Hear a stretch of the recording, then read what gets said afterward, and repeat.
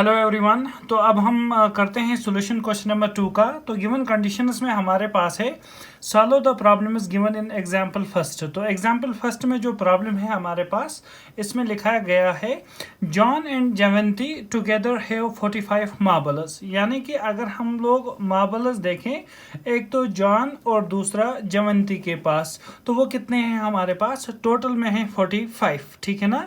तो पहले हम इस कंडीशन को यूज करते हैं। देखिए सोल्यूशन में मैं क्या लिखता हूँ, सोल्यूशन में मैं लिखता हूँ let x be the marbles, let x be the marbles.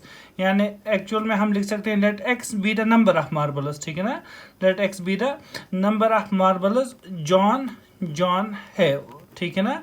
तो मैंने यहाँ पर लिखा कि जॉन के पास एक्स नंबर ऑफ मार्बल्स हैं, तो इट मीन्स जयंती के पास कितना होगा? तो देन जयंती के पास जो नंबर ऑफ मार्बल्स होंगे वो कितने होंगे? देन जयंती हैव कितना होगा? देखिए हमारे पास टोटल है 45। तो अगर x है किसके पास? जॉन के पास। तो जयंती के पास कितने होंगे? Very good, 45 minus x. ठीक है ना, 45 माइनस एक्स।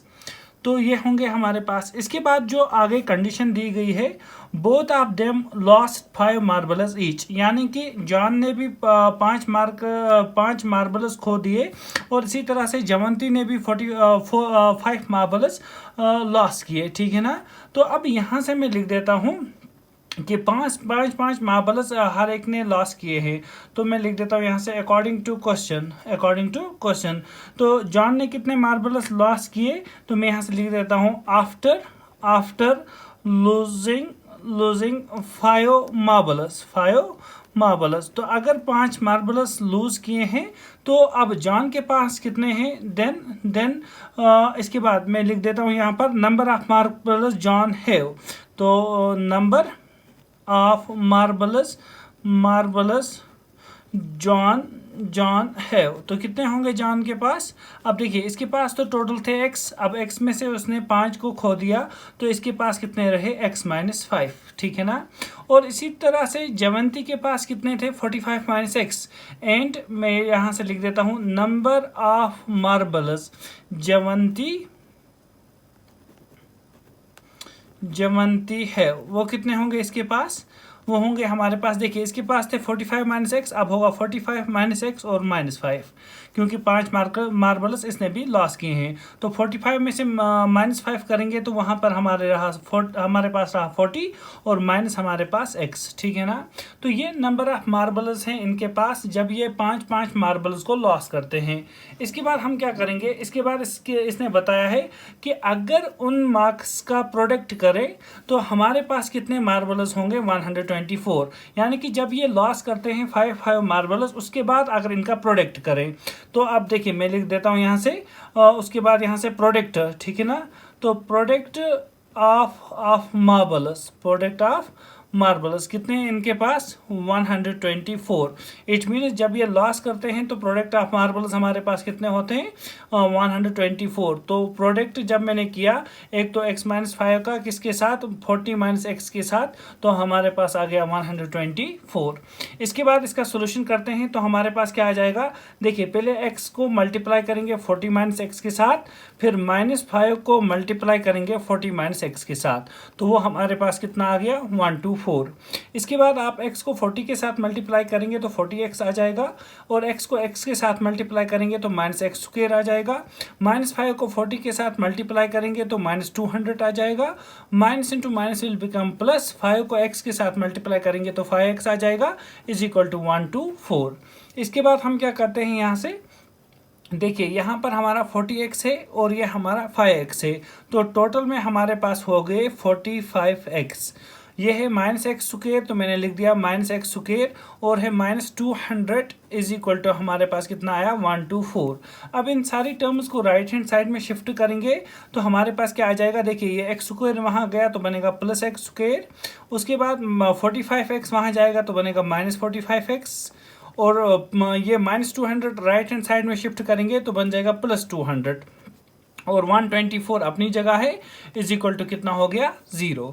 इसके बाद देखिए इसको मैं लिख सकता हूँ एक्स स्क्वेयर माइनस 45x। अब इनका ऐड कर देंगे, 200 को 124 ऐड कर देंगे तो वो बनेगा 324 इज इक्वल टू आ गया हमारा 0।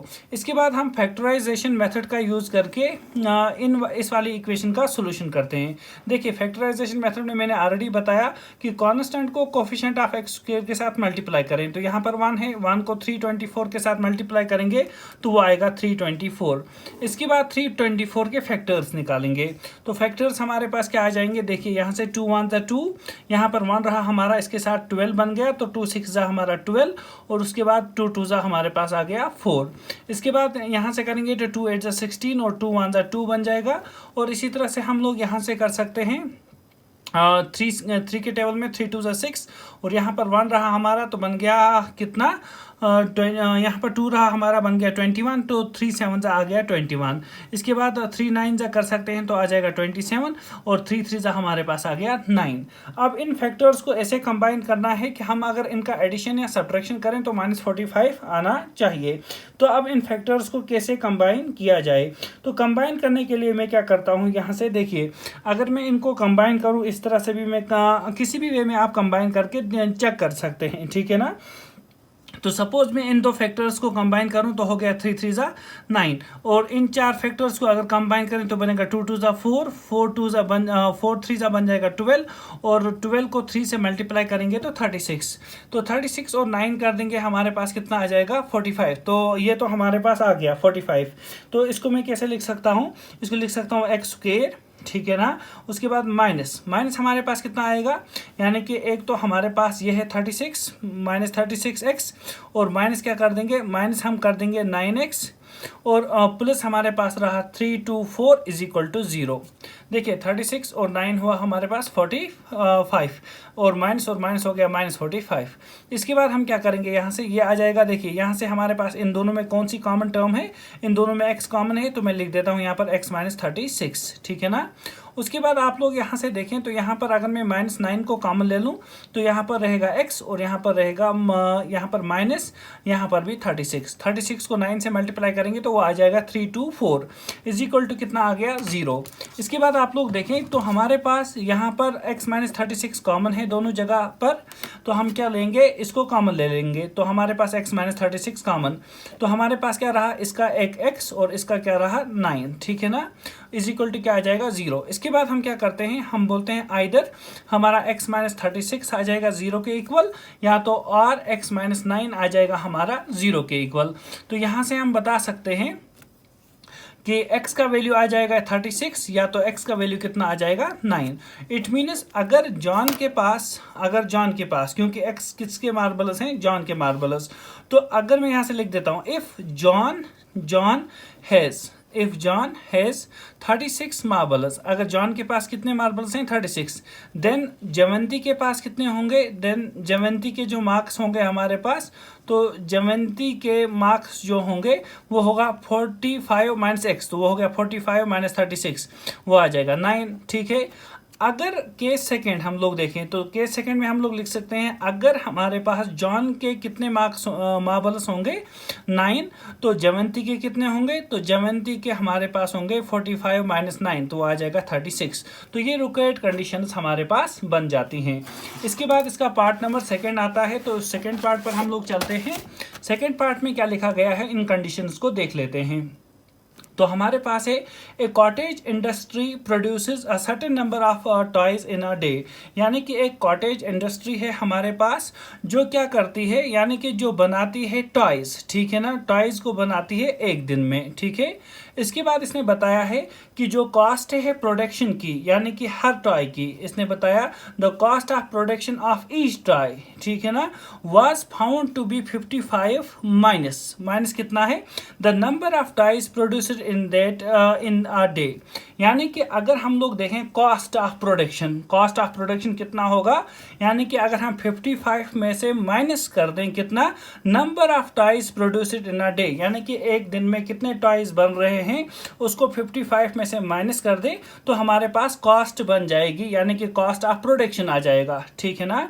इसके बाद इसने बताया on a particular day the total cost of production was ₹750, यानी कि एक दिन की अगर हम बात करें तो हमारे पास कितना कॉस्ट आ रहा है 750। हमें फाइंड आउट करना है कि नंबर ऑफ टाइज कितने प्रोड्यूस हो रहे हैं उस दिन में, जब हमारे पास कितना कॉस्ट आ रहा है प्रोडक्शन का 750। तो इस क्वेश्चन को कैसे सॉल्व किया जाए, तो इसके लिए हम लोग क्या करेंगे, इसके लिए हम लोग पहले गिवन कंडीशंस को यहाँ पर ले लेते हैं। तो मैं सॉल्यूशन में लिख देता हूँ, मैं यहाँ से बोलूँगा कि अब हमें पता नहीं है कि नंबर ऑफ टॉयज कितनी प्रोड्यूस हो रही हैं, तो मैं लिख देता हूँ let x be the number of toys, let x be the number of toys produced in a day, in a day या इन दैट डे हम बता सकते हैं, ठीक है ना। तो अगर मैं बता रहा हूँ एक्स से हमारे पास नंबर ऑफ टॉयज जो एक दिन में प्रोड्यूस हो रहे हैं, तो इसका मतलब क्या हुआ, इसका मतलब हुआ कि अगर हम कॉस्ट की बात करें तो देयरफॉर कॉस्ट ऑफ प्रोडक्शन, ठीक है ना, cost of production of each toy का कॉस्ट ऑफ प्रोडक्शन कितना आ जाएगा हमारे पास। तो कॉस्ट की अगर हम बात करें तो वो कितना है, इसने बताया है 55 माइनस क्या करना है, number of toys produced in the day, तो हो गया 55 माइनस क्या करेंगे, नंबर ऑफ टॉयज कितने प्रोड्यूस हम लोग कर रहे हैं एक्स, तो बन गया 55 माइनस एक्स, यानी कि अगर एक्स है हमारे पास नंबर ऑफ टॉयज प्रोड्यूस कर रहे हैं तो कॉस्ट ऑफ प्रोडक्शन क्या होगा 55 माइनस एक्स। उसके बाद हम क्या करते हैं, देखिए उसके बाद हम लोग गिवन कंडीशंस को लिख देते हैं। तो अकॉर्डिंग टू क्वेश्चन में लिख देता हूं, अकॉर्डिंग टू क्वेश्चन में हमारे पास क्या आ जाएगा, तो यहाँ से मैं लिख देता हूँ अकॉर्डिंग टू क्वेश्चन। इसने बताया है कि अगर हम लोग क्या कर दें, प्रोडक्ट कर दें, इसने बताया है, यहाँ से देखें आप लोग, the number of ties produce in a day on, इसके बाद लिखा है इसने on a particular day the total cost of production was ₹750। तो 750 कहाँ से आएगा, अगर हम लोग प्रोडक्शन को मल्टीप्लाई कर दें किसके साथ, कॉस्ट के साथ, यानी कि प्रोडक्शन को मल्टीप्लाई कर रहे हैं कॉस्ट के साथ, तो हमारे पास क्या आ जाएगा, कॉस्ट ऑफ प्रोडक्शन, हमारे पास क्या आ जाएगा, कॉस्ट ऑफ प्रोडक्शन, और वो कितना है हमारे पास 750। आप लोगों को इस तरह से मैं बता देता हूँ, सपोज आप कोई भी चीज़ बाजार से खरीद रहे हैं, सपोज आपने पेन खरीदा, ठीक है ना, तो दिन में हम लोग 10 पेन को बना रहे हैं, हर एक पेन की कॉस्ट है ₹5, तो it means total cost production कितना होगा 5 मल्टीप्लाइड बाय 10। इट मीन्स हम लोगों ने क्या किया, देखिए मैंने बताया, एक तो हमारे पास है प्रोडक्शन हमारे पास कितना था, प्रोडक्शन हमारे पास था 10, और प्रोडक्शन को किसके साथ मल्टीप्लाई किया, कॉस्ट के साथ। तो कॉस्ट और प्रोडक्शन का जब हम मल्टीप्लिकेशन करते हैं तो हमारे पास क्या आ जाएगा, वेरी गुड, हाय शाबाश, तो हमारे पास यहाँ से आ जाएगा कि उस दिन का हमारे पास कॉस्ट ऑफ प्रोडक्शन कितना होगा, ठीक है ना। तो कॉस्ट ऑफ प्रोडक्शन कितना आ जाएगा, 5 मल्टीप्लाई बाय 10, वो हुआ हमारे पास 50। तो इस वाली इक्वेशन को सॉल्व कर लेते हैं, x को मल्टीप्लाई कर दें 55 के साथ तो वो बनेगा 55x, उसके बाद x इंटू माइनस एक्स हो गया x square is equal to बन गया 750। अब इन टर्म्स को यहाँ शिफ्ट कर दे तो बन जाएगा plus x square minus 55x, और ये अपनी जगह है तो प्लस 750 इज इक्वल टू 0। इसके बाद देखिए, इसके बाद हम लोग सोल्यूशन निकालेंगे इस इक्वेशन का। तो सोल्यूशन फाइंड करने के लिए मैंने ऑलरेडी बता चुका हूँ फैक्टराइजेशन मेथड, तो उसमें आप a और c को मल्टीप्लाई कर दें, तो यहाँ पर 1 है, 1 और 750 को मल्टीप्लाई करेंगे तो 750 आएगा। इसके बाद हम क्या करेंगे, इसके फैक्टर्स को निकाल देते हैं। तो फैक्टर्स हमारे पास क्या आ जाएंगे, देखिए यहाँ से मैं कर देता हूँ, अगर आप लोग चाहें तो 2 से भी कर सकते हैं। तो अगर 2 से, या मैं डायरेक्ट 5 से कर देता हूँ, 5 से इजी हो जाएगा। तो यहाँ से बन जाएगा 5 1 जा 5, यहाँ पर 2 रहा, बन गया 25, तो 5 5 हो गया 25 और 0 हमारा एज इट इज़। उसके बाद क्या आ जाएगा, तो उसके बाद अगर हम 5 से और कर सकते हैं तो 5 3 जा 15, 0 एज इट इज़, ठीक है। उसके बाद हम क्या कर सकते हैं, यहाँ से देखिए 3 से 3 10 जा हो गया 30। उसके बाद क्या कर सकते हैं, अगर हम 5 से कर दें तो 5 2 जा हो गया 10। तो हमारे पास यहाँ पर क्या आ रहा है, 5 इंटू 5 इंटू 3 इंटू 5 इंटू 2। तो अब हम क्या करते हैं, देखिए अगर हम लोगों को ऐसे कंबाइन करना है कि तो इनका एडिशन क्या आना चाहिए 55। तो देखिए यहाँ से 5 5 जा 25 को 3 से अगर मल्टीप्लाई करें तो वो हमारे पास कितना आ जाएगा, वो हो गया 75, प्लस कर देंगे, ये तो ज़्यादा हो रहा है, ठीक है।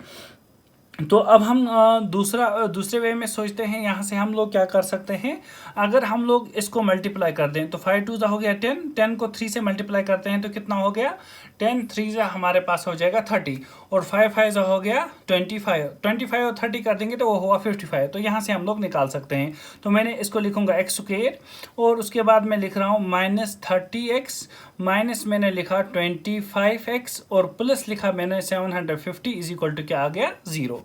यहाँ से देखें तो इन दोनों में हमारे पास x कॉमन है, तो x कॉमन लिया तो यहाँ पर क्या रहा x -30, और यहाँ पर हम लोग अगर -25 को कॉमन लेंगे तो यहाँ पर भी रहा x -30 इज इक्वल टू 0।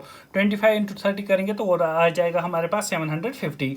इसके बाद यहाँ पर ये टर्म्स हमारे पास कॉमन आ रही हैं, ये और ये टर्म। तो यहाँ से मैं क्या करता हूँ, x -30 को कॉमन लिया तो इसका x हमारे पास रहा, और इसका -25 इज इक्वल टू क्या आ गया 0। तो इसके बाद हम क्या लिख सकते हैं, इसके बाद लिखते रहे हैं हम लोग either x -30 is equal to 0, और क्या आ जाएगा x -25 इज इक्वल टू 0। तो x का वैल्यू कितना आ गया यहाँ से 30, यहाँ तो x का वैल्यू कितना होगा 25। इट मीन जो हम लोगों ने पहले ही बताया x क्या रिप्रेजेंट कर रहा था, number of ties in produced in a day. तो नंबर ऑफ टाइज अगर हम लोग, तो यहाँ पर मैं केस फर्स्ट लिख देता हूँ, if number of toys produced, if number of toys produced are कितना है 30, देन कॉस्ट क्या होगा हमारे पास, देन कॉस्ट ऑफ प्रोडक्शन, आ जाएगा हमारे पास 55 - 30, तो इट मीन्स कितना आया 25। और अगर हमारे पास सेकेंड कंडीशन क्या है कि अगर हमारे पास केस सेकेंड, अगर हमारे पास if number of ties produced, ठीक है, टाइज प्रोड्यूस्ड आर कितना है दूसरा 25, देन कॉस्ट ऑफ प्रोडक्शन क्या हो जाएगा, वेरी गुड। तो कॉस्ट ऑफ प्रोडक्शन आ जाएगा हमारे पास, कॉस्ट ऑफ प्रोडक्शन वो हो जाएगा 55 - 25, तो वो कितना आ जाएगा 30। तो ये हमारे पास पॉसिबल कंडीशंस बन रही हैं जिसके थ्रू हम लोग इस क्वेश्चन को सॉल्व कर सकते हैं।